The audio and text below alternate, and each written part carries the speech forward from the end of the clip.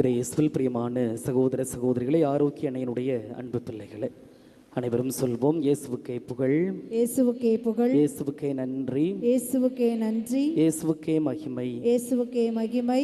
மரியே வாழ்க, மரியே வாழ்க. இயேசுவில் பிரியமானவர்களே, வாசிக்கப்பட்ட நற்செய்தியிலிருந்து ஒரே ஒரு சிந்தனையை உங்களோடு பகிர்ந்து கொள்ள ஆசைப்படுகின்றேன். திருத்தூதர்கள் இயேசுவிடம் வந்து கூறுகிறார்கள். அவர்கள் செய்தவை கற்பித்தவை எல்லாம் தெரிவிக்கின்றார்கள். இயேசு அவர்களிடம் இந்த ஒரு வார்த்தையை சொல்கின்றார். நீங்கள் பாலை நிலத்தில் உள்ள தனிமையான ஒரு இடத்திற்கு சென்று சற்று ஓய்வெடுங்கள் என்று சொல்கின்றார். ஏதோ ஓய்வெடுக்க சொன்னது. அவர்கள் சென்று வேலை செய்தார்கள். அந்த உடல் சோர்வினால் ஏற்பட்ட அந்த கலக்கத்தை போக்குவதற்காக ஓய்வெடுக்க சொல்கிறாரா என்றால் இல்லை. ஒரு வேளை வைத்துக் கொள்ளலாம், நிறைய வேலை செய்திருப்பார்கள், இதனால் சற்று ஓய்வெடுங்கள் என்று சொல்லலாம். ஆனால் அதை கடந்து அவர் சிந்திக்க சொல்கின்ற ஒரு காரியம் என்னவென்றால், நீங்கள் பெற்றுக்கொண்ட அனுபவத்தை சிந்தியுங்கள், தியானியுங்கள். நீங்கள் கண்டிப்பாக சென்று போதித்திருப்பீர்கள், அற்புதங்கள் செய்திருப்பீர்கள், நிறைய சொல்லியிருப்பீர்கள், அனுபவத்தை பெற்றிருப்பீர்கள். எனவே நீங்கள் பெற்றுக்கொண்ட அனுபவத்தை சற்று அமர்ந்து அந்த அனுபவத்தை சிந்தித்து பாருங்கள், தியானித்து பாருங்கள், அதற்காக சென்று ஓய்வெடுங்கள் என்றும் இயேசு சொல்கின்றார். பிரியமான சகோதர சகோதரிகளே, ஏதோ ஓய்வு என்றால் கண்ணை மூடி தூங்குவது மட்டும் அல்ல. இப்பொழுது அது கூட ஒழுங்காக நடக்க மாட்டேங்குது.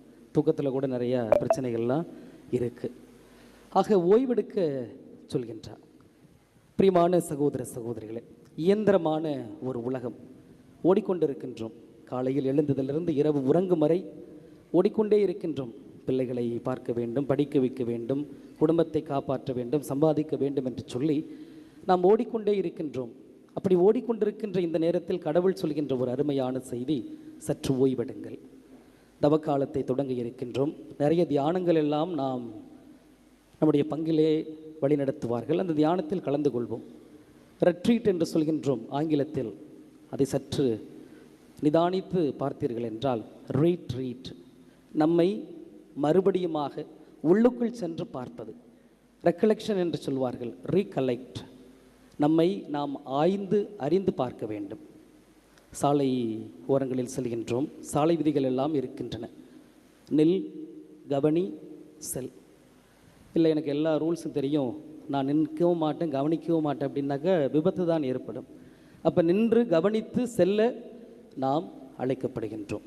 நின்று என்னுடைய வாழ்க்கை எப்படி இருக்கின்றது, அதை கவனித்து நாம் செல்கின்ற பொழுது இன்னும் உத்வேகத்தோடு உழைக்க நமக்கு ஆற்றல் பிறக்கும். சமீபத்தில் ஒரு வெளி இடத்திற்கு சென்றிருந்தேன்.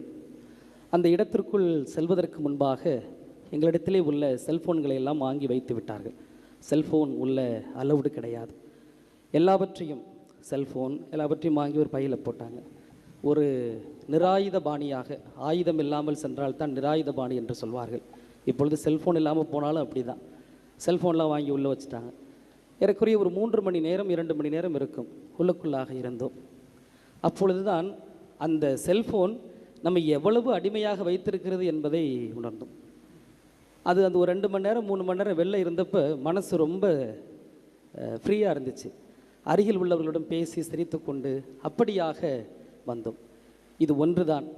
இன்னும் நிறைய காரியங்கள், உலக காரியங்கள், இயந்திரத்தனமான காரியங்கள் நம்மை அடிமைப்படுத்தி கொண்டு தான் இருக்கின்றன. மத்தேயு நற்செய்தி அதிகாரம் 11 வசனம் 28 இவ்வாறாக வாசிக்கின்றோம். பெரும் சுமை சுமர்ந்து சோர்ந்திருப்பவர்களே, எல்லோரும் என்னிடம் வாருங்கள், நான் உங்களுக்கு இளைப்பாறுதல் தருவேன் என்று இயேசு சொல்கின்றார். பல மைல்கள் தூரம், பல கிலோமீட்டர் கடந்து இந்த அன்னையை நாடி தேடி ஓடி வந்திருக்கின்றோம்.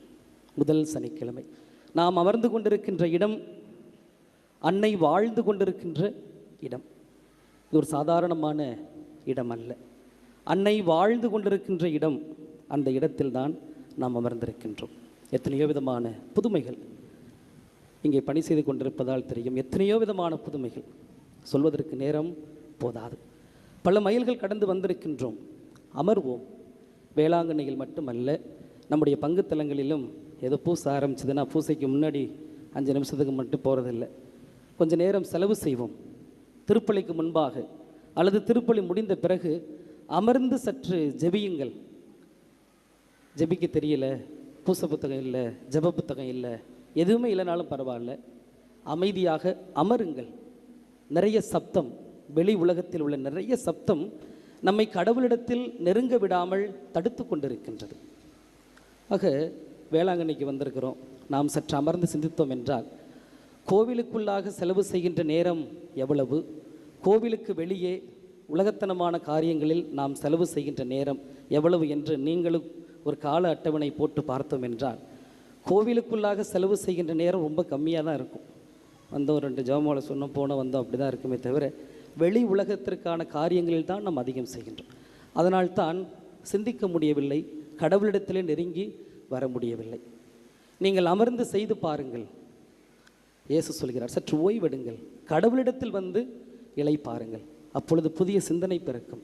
கடவுள் சொல்வார் நீங்கள் என்ன செய்ய வேண்டும், எப்படி போக வேண்டும், எப்படி வாழ்க்கையை நடத்த வேண்டும் என்பதை கடவுள் சொல்வார். அதனால் தான் சொல்வேன், என்றைக்கு இந்த குடும்ப ஜெபம் எல்லாம் குடும்பத்தை விட்டு வெளியே சென்றதோ அன்றைக்கே எல்லா பிசாசும் வீட்டுக்குள்ளே வந்துருச்சு. உண்மையா இல்லையா?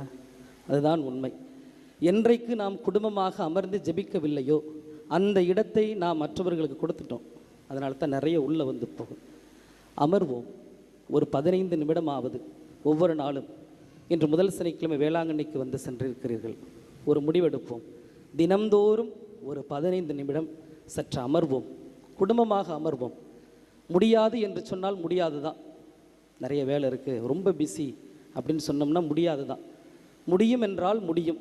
ஒரே காரணம், இன்றிலிருந்து தொடங்குங்கள், வேளாங்கண்ணியிலிருந்து தொடங்குங்கள். குடும்பமாக அமர்ந்திருக்கிறீர்கள், இன்றிலிருந்து தொடங்குங்கள்.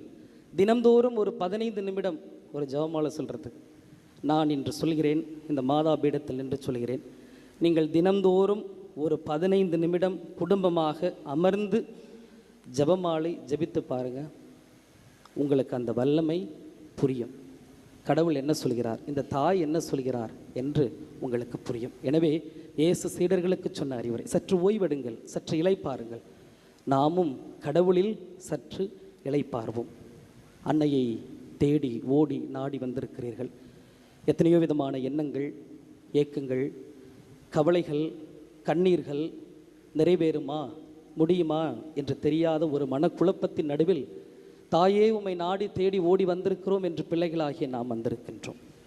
கண்டிப்பாக இந்த தாய் நம்மை வெறுங்கையாய் அனுப்பி வைக்க மாட்டார்கள்.